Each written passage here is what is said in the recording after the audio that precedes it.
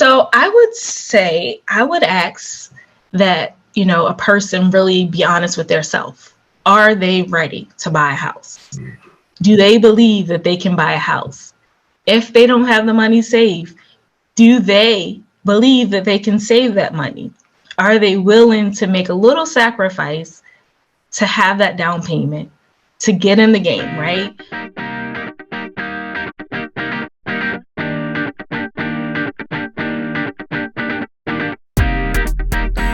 Welcome, everybody, back to another exciting show of the About That Wallet podcast.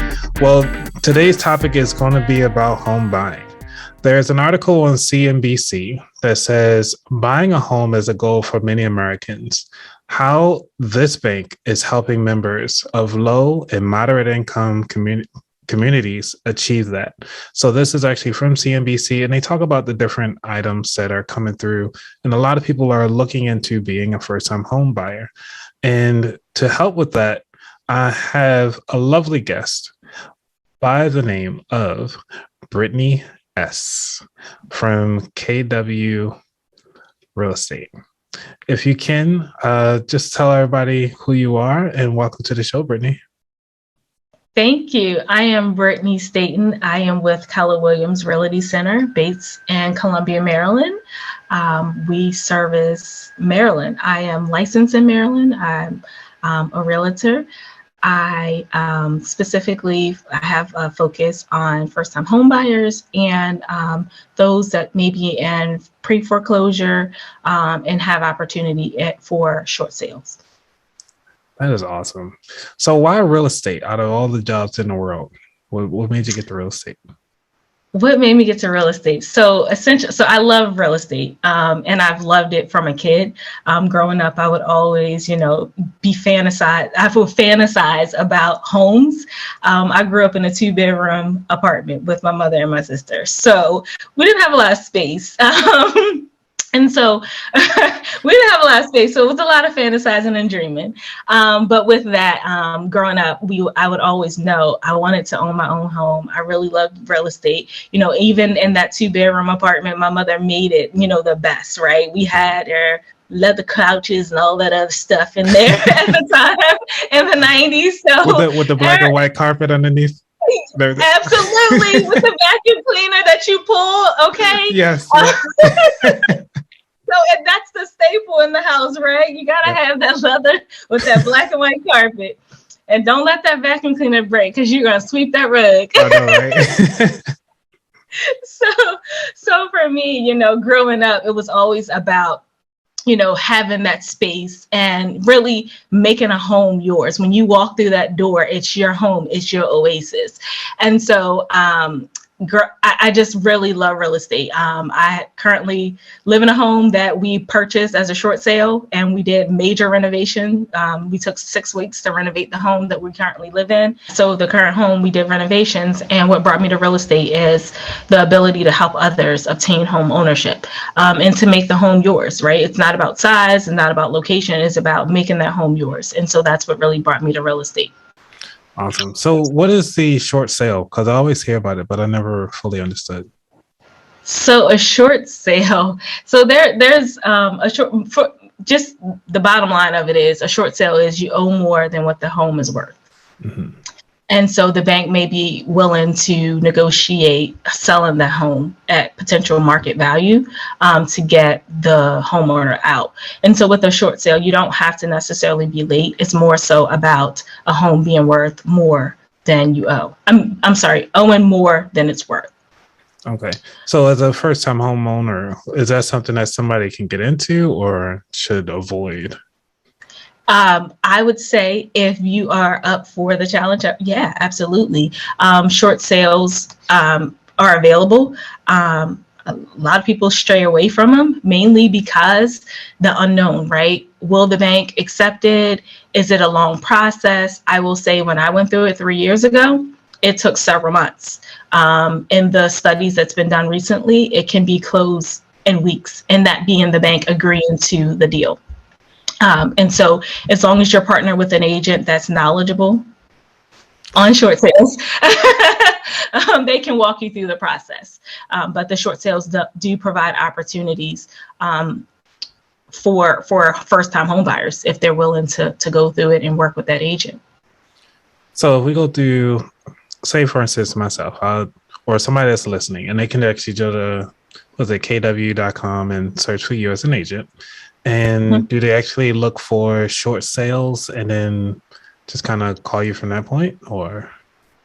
I would actually recommend they can search for me, and we have a conversation about what they're interested in, and what their, what their buying power is, where they want to be at, what location, what home, what do they want in their home, because that will help that.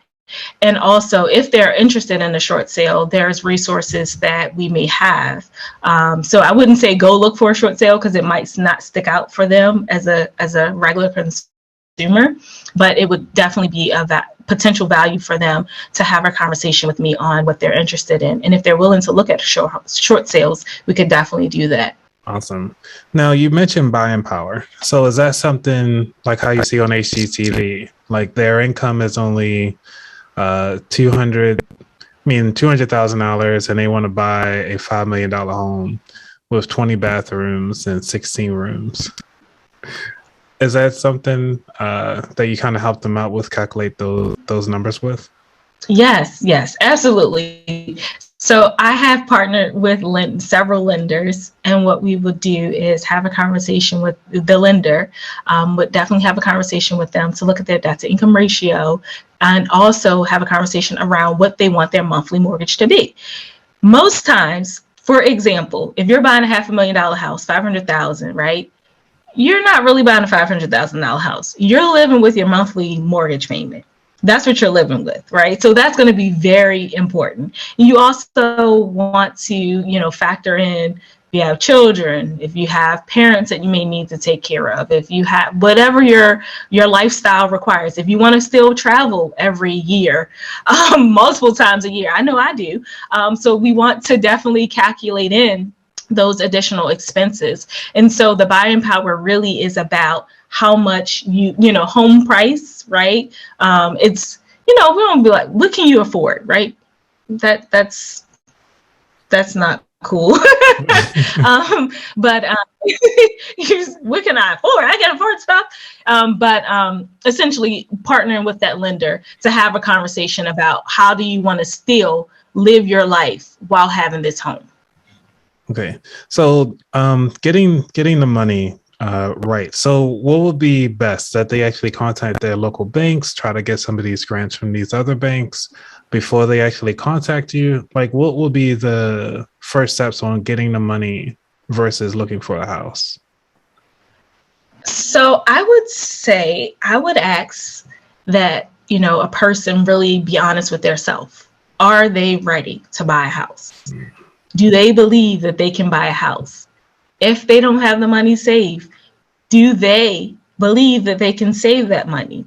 Are they willing to make a little sacrifice to have that down payment, to get in the game, right? We hear that it's a potential seller's market, right? Yep. As a buyer, are you ready for that, right? And so before coming to myself or any lender, just get clear about that. Are you ready for that? Are you excited about buying? Are you ready to commit to it? Are you ready to go through the process? Are you ready to look at several homes? And then, of course, reach out to me. Let's have a conversation about your timelines. Because even if you're not ready today, I'd still love to talk to you so that we can be sure you're ready. You mentioned the banks with the grants. There are different opportunities. There's the Maryland Mortgage Program that's very big in Maryland. And that is not just for first-time home buyers. That is for repeat home buyers as well. There is a criteria by which you need to follow, but this is where the lenders that I've partnered with can walk you through what you need to do and your readiness. There's individuals that I've talked to that's not ready right now, but they'll be ready in 6 to 9 months. And you'll be surprised how quick that time goes. So I would definitely say, let's start by, mindset, being sure you're ready. Then let's have a conversation about what your timeline looks like, what, price range you're looking in. and also those qualifications when it comes down to grants, because there are grants and there's loans. The grant is not repayable. You don't have to repay it, but there are also loans that people potentially can get. But this is where we would definitely want to partner with that lender to have a conversation to look at all options available. This is great info, because I actually have if anybody listening to this right now, or even on YouTube, is just take the time out to rewind that last section back, because making sure that you have those grants, making sure you have the amount of understanding the difference between the grants and the loans, and also the stipulations for each grant that you get, because usually they're not just giving you free money just for giving you free money.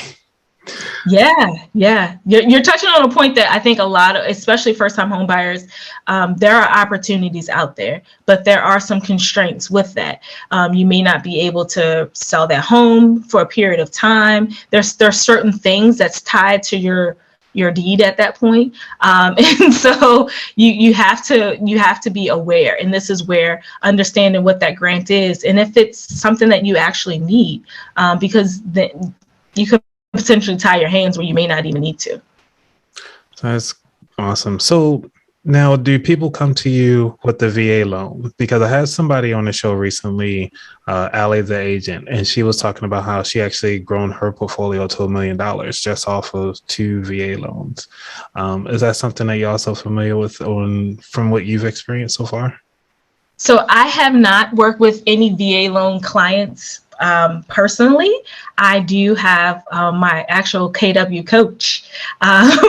She works with the VA loans all the time. So although I have not worked with the VA loan personally, I do have a network. Even in my office, we have over 400 agents, but I'll say my coach alone has worked with VA loans. So she's slaying those. That's awesome.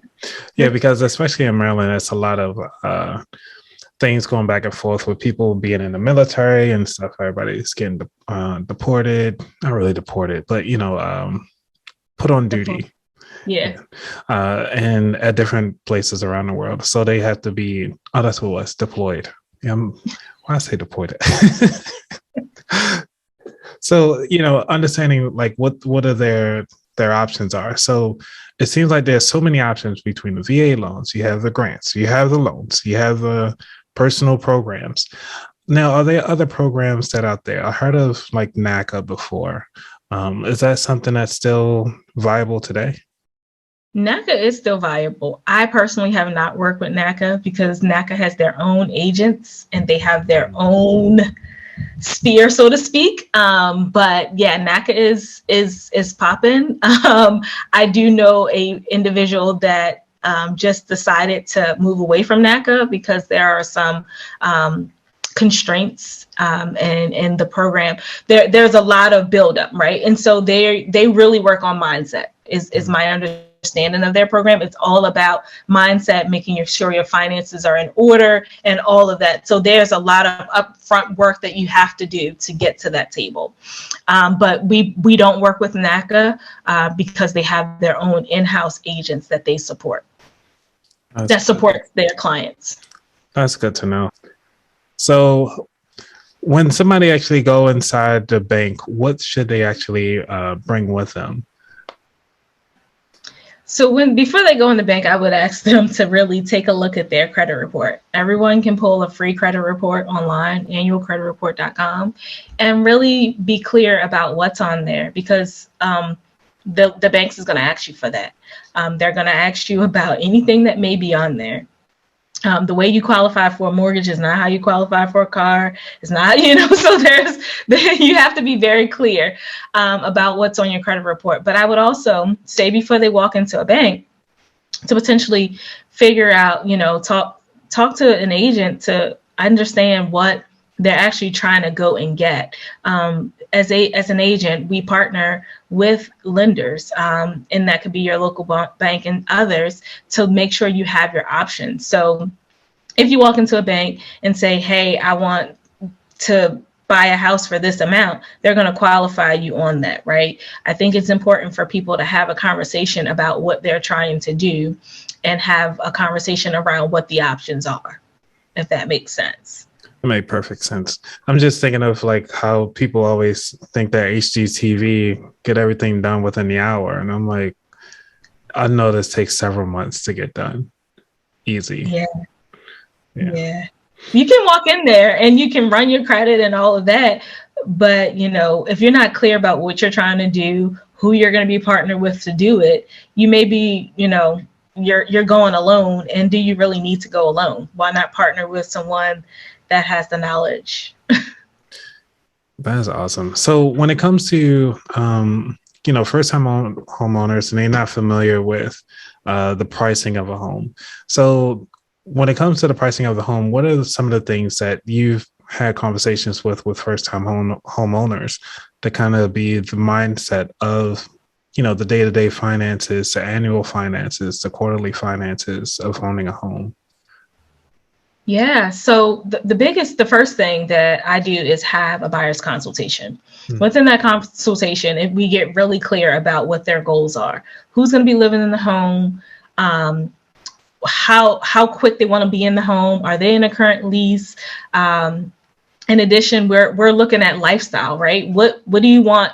What do you do for work? And where do you want your mortgage payment to be? And I ask that because understanding what you want to pay after everything, right?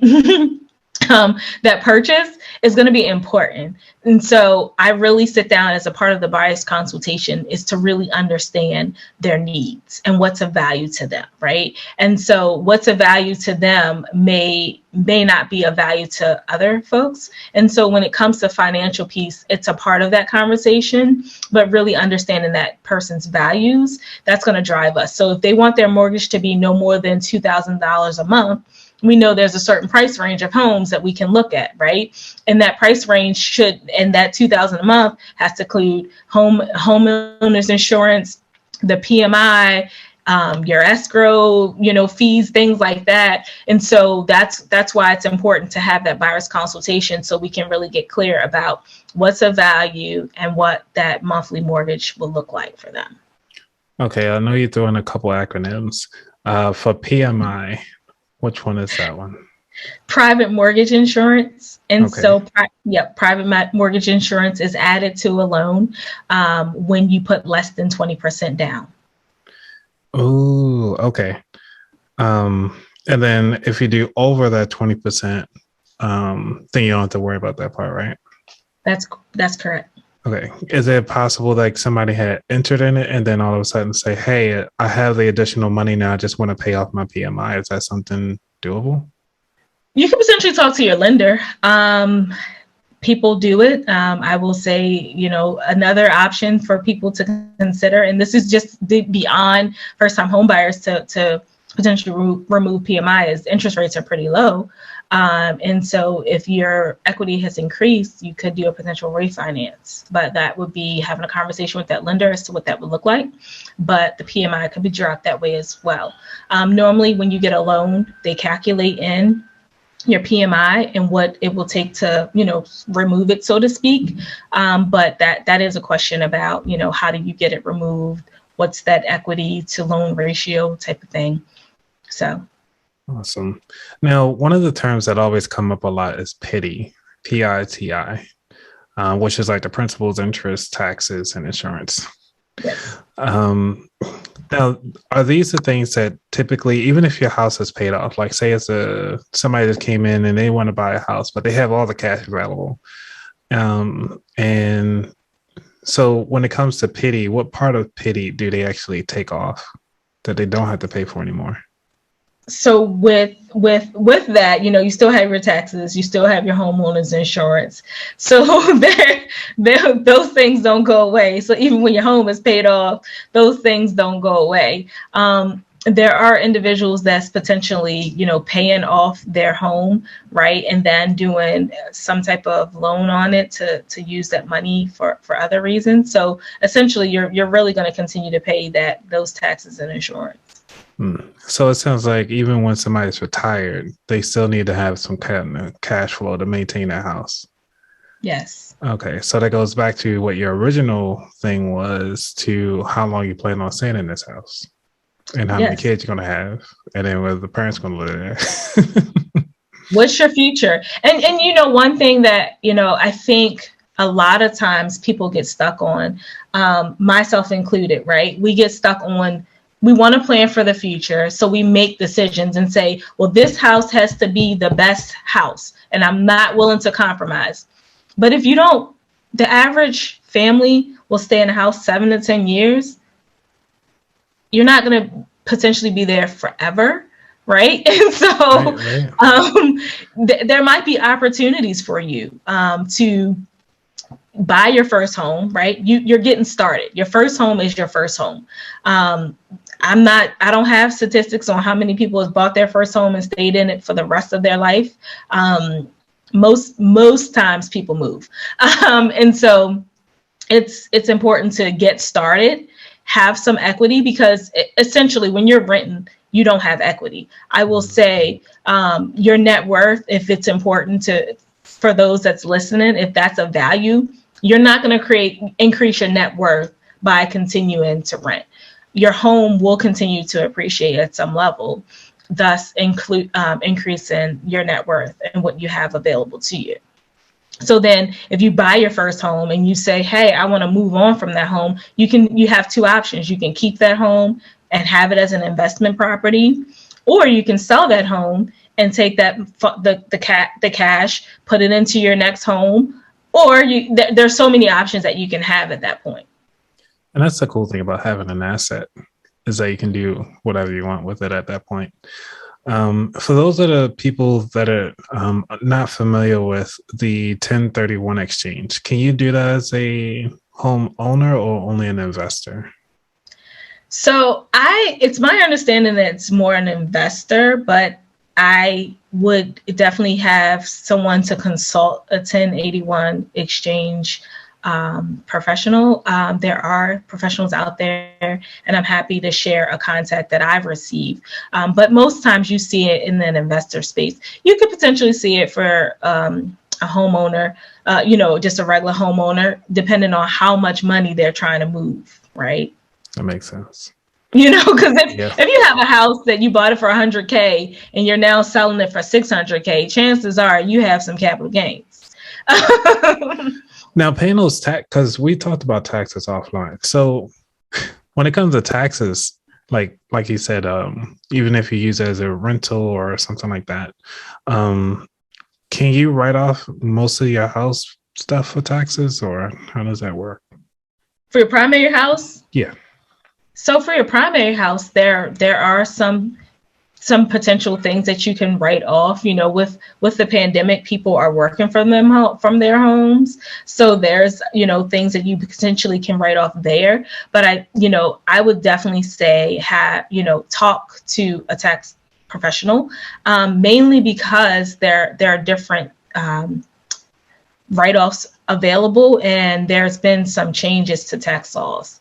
From an investment perspective, there's quite a few things that you can write off, but you definitely want, as an investor, you want to have, some type of profit as well. So it's not just writing things off. And that's something that my accountant said to me for sure.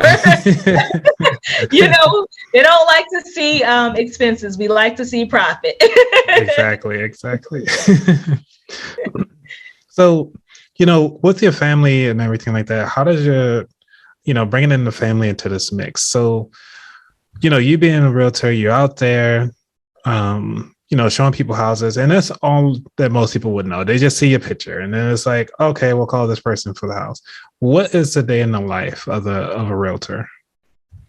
So I would say the day it's not as more time is spent outside of showing homes. So the day in the life is really having those conversations with clients, being sure that they're ready to go see those homes. I'm gonna tell you, and every agent runs their business differently. For me, I have 2 children, and my 2 children and my family are super important to me. And it's very important that before I get in the car and we go look at houses, that you're committed and that you are ready and pre-approved. So that's another thing. Some agents may be willing to take people out that's not pre-approved. I'm not. And so I want to have that conversation up front. And that's where I mentioned the buyer consultation earlier in our discussion. And that's where we really get clear about their values, what they want, what they're looking for, so that when we do go and look at homes, they're available. So the day in the life really is about, one, having use of systems, right? I joined Keller Williams because they're awesome in the space of systems. I'm a systems person. And to be honest, I just spent 5 hours yesterday doing their business planning clinic rewatch. So that's awesome. And so we too, like other businesses, are planning. What does that look like? Who do I need to talk to? And then the value, right? Keller Williams talks about coming from contribution. So as agents, we start from contribution. How can I help someone? And that's where home ownership, when I say, how can I help someone from a home ownership perspective, what knowledge, what information do I need to share with them? So there's days that I spend just researching, what's going on. I attend, 2 weeks ago, I attended, Anne Arundel County has a home buying program. I attended that session so I can be knowledgeable on what they offer and to provide that to my clients. In addition, there was some clients that had some questions. And so I spent some time just trying to get a little bit more of information on that. Baltimore City has a lot of programs. And so the day in the life is really understanding our client needs, preparing for that, and looking at the market. I actually do previews with my family. So I may go preview a home before I have a client go out and look at their home. So I want to see what that home is about. And that's why that buyer consultation is so important, because if you're very clear about what you want, I can preview these homes and make sure that we're not wasting our time going out to something that you may not, want, right? Who wants to be in a car driving around? Right. And also, I'm just going to speak as a realtor. I'm looking for myself. I'm an investor as well. So I'm not gonna lie and say, I do look for myself. And so because I'm looking for myself, that allows me to help investors as well, because I'm not just talking about it, I'm actually doing it. So the day in the life of a realtor is you will see HGTV. They're out there looking at the home and they're making some quotes, but it is a lot of work. And as a realtor, it's about mindset as well. So the same mindset that we ask our clients to come with, we have to have their mindset as well. We have to believe that we're going to be able to provide that value. We have to be coming from contribution, and we also have to be doing the work so that we're in the community helping those in need and adding value. That is amazing that you actually take those extra steps and do that extra research that a lot of people actually skip over. So what is it that, what is the importance of actually owning a home? So for me, it is to change the trajectory of my family. And so the importance of owning a home is it's an asset, as you mentioned. It's an asset that you can leave to your children or your family members or whoever's important, your godchildren, whoever that is. For me, it's my children. So home ownership was very important. It's something that my mother pushed, to me at a young age. It was so bad that, I don't tell the story a lot, but I'll say it. I moved out and I moved out to my apartment and I was like, I'm ready. I'm out here. And I moved out and I was paying my rent, doing all those things, working full time, going to undergrad, all those things. And she was like, I think you need to move back in to save for a house. I was like, move back with you? Like right now, I'm like living my life. And so she was like, no, I think you need to move back and save a house. You don't need to be living in an apartment forever. And so I moved back. You gave in. I gave in. So I moved back in, and I share that because it was a sacrifice. It was a sacrifice to move back in. And I said to myself, I'm not going to make myself comfortable because I don't want to be here. I want to be on my own. But the result was saving the money. When I left her house, I had enough money to buy a home. I had enough money to get started. If I were to stay in that apartment, it would probably have taken me 5 to 7 years longer. It took me I want to say 2 years. And that was me not even committing myself as much as I should have. So owning a home was very important because it is an asset that one, I can start to build, my own portfolio from, and also to be able to leave to my children. Well, tell me, what was it like when you bought your first home? So for me, it was cool. Mainly because as I mentioned, I purchased a short sale. And so we put three contracts on this home. Wow. And yeah, so we purchased we put 3 contracts on the home. At the time my son was 7 months. So we were out of space in our townhome. And it was dead of winter when we were looking to move. And so for us, it was a short sale. It was a lot of back and forth and negotiation with the banks. But to get to the closing table was awesome because we've seen other deals fall through. And so what was most rewarding for us is the ability to come in here and really change and make this home our own. We did renovations. We painted, we did floorings, we did bathrooms, we did a lot of stuff. We did a lot of stuff, but the smiles and the satisfaction. I will say, as I'm, working with clients, the reality that some clients may not believe that they can purchase a home, nor do they realize what that monthly mortgage would look like. I had a client say, "Hey, I want to be around this price point," and it's just like, yeah, that's doable. And they did not believe that, because they just didn't know. But for me, when I purchased my first home, it was very exciting, especially because it was a short sale. Nice. You call it a short sale queen. There was a short sale queen, so I can't say that because I think she's trademarked. Really? There is a short sale queen, and I follow her on social media. There is one. Well, let me look this up on what's this trademark website? I don't know. USTPL. Yeah, she might be trademarked, but I know she called herself that. We're about to look it up right now. Because I'm like, I can call you that. Oh, yeah, it is a trademark. Yeah, it's a trademark. As it is in current use too. Yep. Right. I think she's based out of Pennsylvania. Yeah, everything's in there. Oh well.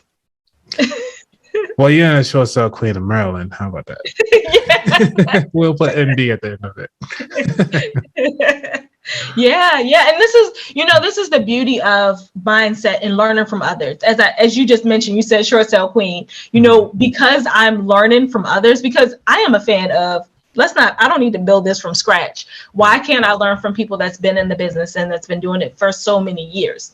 And the short sale queen, she does provide a lot of knowledge, things that we don't know, right? Especially when you're working with banks, right? Those large institutions, they have their processes. And as I told you, I'm a systems person. So I want to know what those systems look like and how to go through that with the clients. I've been through it on a consumer side. So going through it from a agent side is a little different. And I did a small segment talking about the middleman.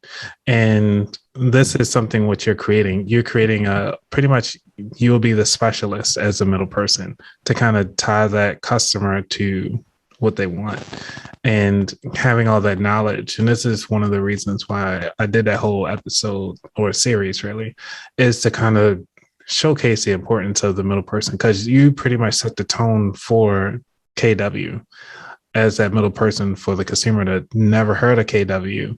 And it's like, wow, like you're the first KW person I actually had on the show. So it's actually pretty cool.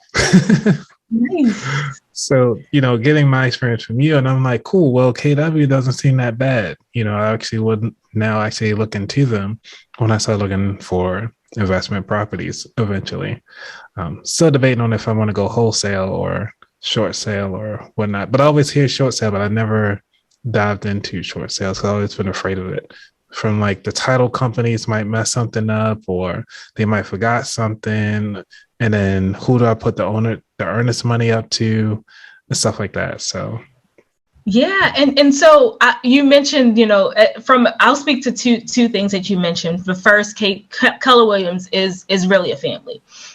When I joined the brokerage that I'm with, they know my story was, I'm going here because I have this appointment. I have my license. I haven't decided where I wanted to be. They've reached out to me, and I am intentional. If I set an appointment, I'm going to go. So I really went in there like, I'm not joining. Like, I'm going to think about it a little longer. And so when I went in, it felt like a family. And I was like, how am I signing up now? This was not my decision. So they're very much a family. We do events together. The agents and my market center, they give back. They pour into each other. And so that's where the teamwork comes, right? You might see me as an agent out there, but I have a team of people behind me that's pouring into me as well. And so when we have a deal, we will share, we will ask questions, we will reach out to the agents that may have the experience, especially when it comes to short sales. My coach had worked with short sales as well. So I do talk to her. Hey, here's some, this is the scenario. What should I be looking at? And so when it comes to short sales, just to that other point, when you say you're afraid if the title company, the earnest money deposit, look at a short sale as a home purchase, right? There may be some additional steps than your traditional home. And that's where your agent, understanding what the bank needs, running a preliminary title. So we have, within my market center, Keller Williams Realty Center, we have an in-house title company right in their building, like literally around the awesome. hallway from us. And so we have a title company right there. I mean, on my phone, I have the ability to reach out to them, right? I have, when it comes to short sales, we can run a preliminary title to see what's going on. So this is where the title company, we're in partnership, and we're working together. I'm talking to them. We have an attorney that's on that team. I've talked to him about some aspects about short sales, and he's provided feedback. This is where I stay in my lane as an agent, and I leverage my partnerships with the title companies and the attorneys and whoever else we may need to get that deal done. Okay, so we talked quite a bit about getting started, right?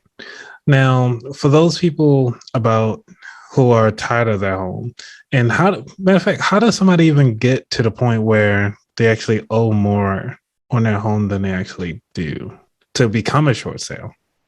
So they could get there from different ways. Their home could have, real estate is a very local market. And so depending on where you're at, right, you'll hear people say, oh, homes are flying off the, shelf in some areas, but in other areas may not be. And so I'll just speak from my personal experience with the person that I purchased the home from, my understanding, which is what I was told was pretty much, it was 2 loans. Most times there's multiple loans. And so essentially they've probably done some level of refinancing. And so they've refinanced and taken out more loans, and then the equity is just not there. For example, the house that I'm currently in, they did the loans in around that, was it 2008, 2009 time frame? Oh, wow. Yeah. So, your home is worth $500,000 at that point. You take out the loans, and then the market crash and boom. Or it could be different things. Like most times for most short sales, the majority of them, there could be a potential of multiple loans on the home. Okay. That makes sense then. And you're not dealing with like tax liens and all that stuff like that from, what they call them things? When somebody passes away and then their property is available to purchase from like the courts and all that fun stuff. Yeah. Yeah. So, I mean, there are individuals that I've spoke with that's interested. There's a tax schedule for that. Liens in general is a part of the search when we're doing the purchase and for the sale, right? So even if I'm working with a seller, say I've partnered with someone that's a short sale candidate, the banks have approved for us to get in an agreement and for me to list the home. when listing that home, we do want to see what other liens are on there, because we want to be sure of what needs to be cleared up and what that person needs to be aware of. So when you talk about tax liens, there might be tax liens on homes that has to be resolved, right? You just don't know. And that's why partnering with the title company for them to do a look, buyer and seller, right? Because even some sellers may not know. I mean, Baltimore City, there's people that have like ground rent, right? So you want to, even though that's not, I mean, there is a level of a lien for that, but you know, some homes, some individuals, some clients may say, I don't want a home that has ground rent because I don't want to have to go find this person. I don't want to have to try to redeem it. I don't want to deal with that. So those are things that we just have to partner with our title company on. Okay, yeah, Baltimore is heavy on that ground rent. It's ridiculous. Mm-hmm. On top it's of that, another business. It is.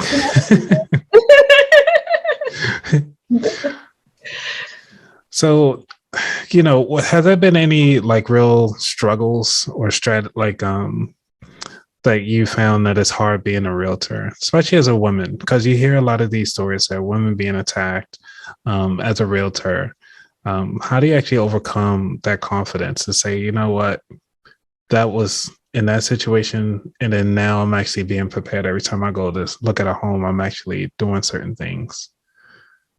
So I definitely, you know, the clients that I'm going out with, make sure I've met them. I personally don't go and just like randomly meet people like, hey, they're like, hey, I want you to go show me a home. It's like, no, I need to meet you at a safe place first. Right. Get your information. But secondly, I do carry mace with me as some level of protection. But the safety protocols that we receive as agents of how to maneuver through the house, how to secure a house when we're in it, how to be sure to get out of a home if we're in it. And there are different safety protocols that we have in our app that we can alert someone. I make sure I let my husband know when I am in a home, when I'm out the home, things like that. And also potentially, you know, a client that I'm with without disclosing their information, but letting them know where I'm at. So as a woman, I don't wear my heels, of course, because okay. I can't move fast. Right. So, you know, just being aware and very cognizant of your surroundings. Of course, going in the daytime, right? Not trying to show anything at nighttime, but knowing if that home is vacant or if there's someone that's living in the home. The good part is I've had the opportunity to go to quite a few vacant homes recently, which is good and potentially bad, but for the most part, they've been good. When I do open houses, I partner with a colleague. I know some agents are pretty comfortable with doing the open houses alone, but I'm personally not. I want to come home to my children. That's it, right? Yeah. And so when I'm doing an open house, I do partner with another agent. We make sure we go through that house, we do a walkthrough, we make sure the home is secure, and we also, you know, make sure we have eyes on the door and making sure people are leaving out, no one's staying inside of the home.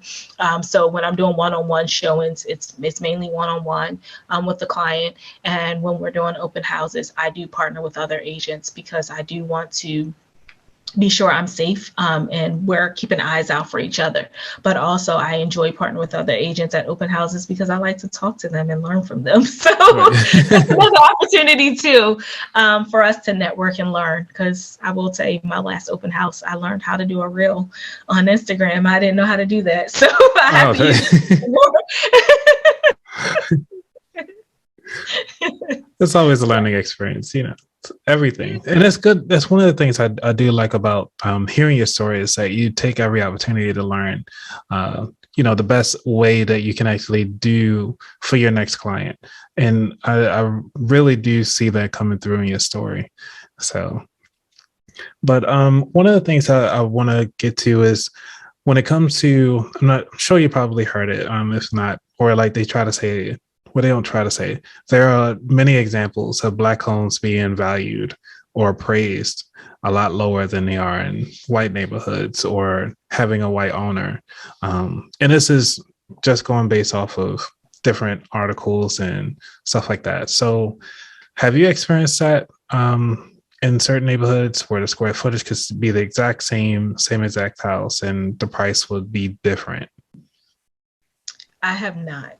I have not personally experienced that. I can't speak to that. I have not experienced that. I will say the individual that sold my home was a Caucasian male, and the biggest thing that he said to us when we sold the home that we lived in prior to this one, take all your pictures down, clear your house so it's not personal, right?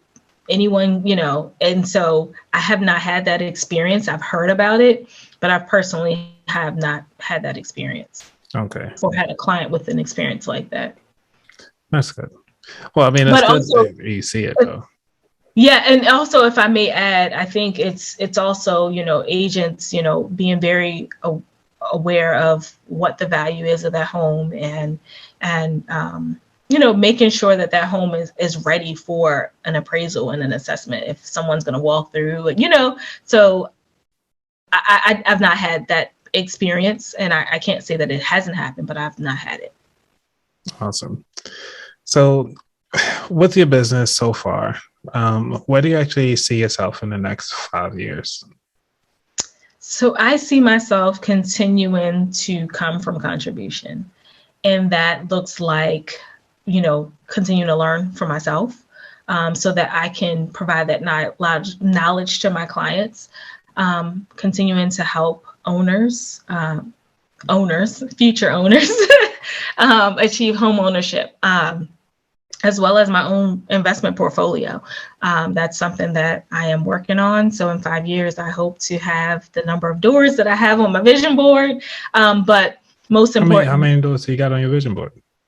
So the next 5 years, I want at minimum 10 to 20. And nice. So I think that might be accelerated because, when we set a bar at 10, the likelihood of hitting 10 is there. So you shoot for 20. So for me, it's about helping people not only understand that they can own their first home, but also there might be people that's looking at investing, right? What might that look like for them? In addition, I do a lot of work around giving back to the homeless and vulnerable population. So also within 5 years, the investment portfolio that we're establishing will help those in those situations that may be homeless and vulnerable. So I would love to be able to have that as a option for the individuals that's in need of housing. That's great. Now, will your children be inside real estate too? So that's the funny part. My daughter loves it as well. She loves it just as much as me. So she's like my mini me. And so she loves, it's wild because she does the same thing of decorating. She's actually outside with my husband. They're like rebuilding a playhouse outside. So nice. They're doing that right now as we speak. So my daughter loves it. My husband is of course a supporter. He is the hands. So him and I, it's a great partnership because as I'm looking at homes, he's looking at how we might be able to do some remodeling and what that might cost and all of that. So I'm trying to get him to be a GC, general contractor. Nice. Yeah. He's not there yet. So I'm gonna keep working on him. But my daughter, yes, she loves it. She is the reason for Breezy's Helping Hands. So, that is a shared vision that we have when it comes to having housing available so that the homeless and vulnerable population have to go to. I will say in this pandemic, I've personally witnessed some landlords do some things to people that's left them homeless. And it's very hard to find affordable housing right now. I'm not sure if you've heard about some of the challenges that's out there when it comes to affordable housing, but it's very tough. And I personally seen someone left homeless because of the negligence from a landlord. So that just lights a fire under me to really, one, help those find find their own home so they don't have to deal with that. And two, for those that don't want to own a home, if they have to rent, they have a safe and comfortable home free of damage and things like that. You'd be surprised what you might run across. So that's what really lights my fire. And my daughter shares that passion of helping those particularly in need. So that was one of the reasons for what we started with Breezy's Helping Hands. Yeah, with the state of Maryland, I think it's more, I guess you could say it's renter friendly than homeowner friendly. So what are some of those things that you've seen that were kind of like really sketchy that you thought wasn't good? So it is very tenant friendly, and I get that from my mother as a former property manager. So she, so what I seen was a landlord let a ceiling fall in and didn't repair it for weeks. Wow. Until they went to court, and the person did not get compensated. And so witnessing that, so the court supported this landlord. And so for me, that was very sketchy. Another thing is, people going into people's homes. You can't go just because you own the home. You can't just walk into people's homes, right? There's rules around that. And so that in itself, I can't change those people. But what I can do is let people know that you may be able to buy your own home so that you don't have to be in that situation.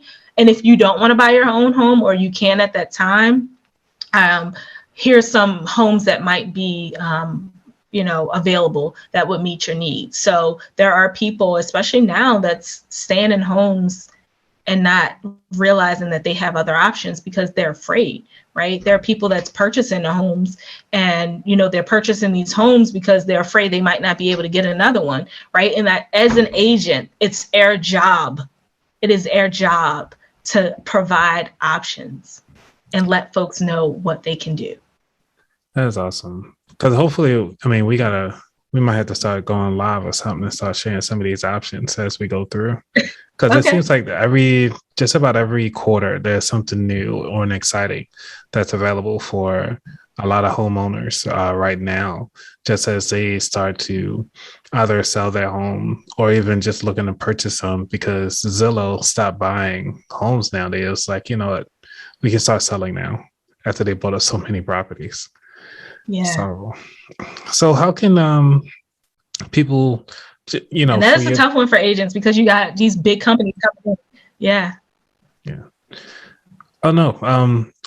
That's another realm. I don't think we want to get into that. Yeah. Because us as a small people, we just still have little funds, trying to get into the market, and to be a first-time homeowner, to be getting an FHA, an FHA loan plus a 203K loan to kind of fix up the property, and then all this paperwork and stuff like that. And that's where a realtor like yourself really come in handy. So how can the people that are listening now kind of support you in your efforts going forward? If you know anyone that's looking to buy or sell, hit me up. I am on Instagram and Facebook at Brittney S the Connect, because that's my goal. If I don't know it, I'm going to connect you. And so you can find me at Brittney S the Connect. Also, I can leave my app link in the show notes if you want to include that, so we can include that. But I'm Brittney S, kw.com. You can find me through the agent finder. But yeah, if you're looking to buy or sell, I'd like to talk to you. Okay, so you ready for the final 4 questions? I'm ready. All righty. What does wealth mean to you? Wealth means freedom. Freedom, comfort, abundance, legacy. And I say that because I was raised by a single mom, right? We were in survival mode at times. And so wealth will give back time, right? For me to be with my children. It gives a legacy. And it also means the more I have, the more I can give. And that's what I really enjoy. Awesome. What is your favorite financial book or non-financial book? So I will say I love Bigger Pockets. The whole printing process, just all of it. All of it. All of it. I love it. Right. I love the KW books. I will say my favorite non-financial book is Michelle Obama's Becoming. And I say that because we're always becoming. It's a reminder that we're always growing, we're always learning. And when we're becoming, it's a cycle that continues. So it's my favorite because when you look at her story of where she started from the South Side of Chicago to being the first lady, it's awesome, right? And so what I tell my kids is the sky is it's probably a quote from Swiss Beats, so I'll give him his credit. But the sky is not the limit. It's literally a view, right? And so that's my favorite book because Becoming is something that resonates with me all the time. Love it. Love it. I never thought about it that way, though. That's really good. What did you learn from your favorite job? Consistency, showing up. Right. And always showing up as your whole self and whatever that looks like. Okay. I'm with you on that one. Your whole self. Your whole self. It's hard to, though, when you come to work. But like you said, it's your favorite job. So, you love it. Yeah. What is your favorite dish to make? So it's pretty basic, but it's spaghetti. I love spaghetti because it reminds me of my childhood. I just love spaghetti. Okay. It's been my all-time favorite. I love spaghetti. I don't know whose parents paired their spaghetti with chicken, but that's something we did in my household, and I still do that with my children. Okay, like fried chicken on the side with some spaghetti as a side? Yes. Awesome. So we moved to air fried chicken though, but okay. but spaghetti is my favorite. All right. Well, Brittney, it's been a pleasure to have you on the show. Is there anything that you would like to leave the listeners with before we part today? I would just say, believe in yourself and whatever that looks like, whether it's home ownership, whatever you're looking to do, as long as you believe in you, you will accomplish it. Awesome. All right, everybody. Again, thank you so much, Brittney. It's been a pleasure to have you on the show. And everybody, if you have not done so already, please like, subscribe, share. Definitely leave comments down below because a lot of you have been sending me the comments directly on what you enjoy about the show, but share it with the world. Let everybody know how you feel about this particular episode and like so many others. I wish you all the best. Y'all be safe.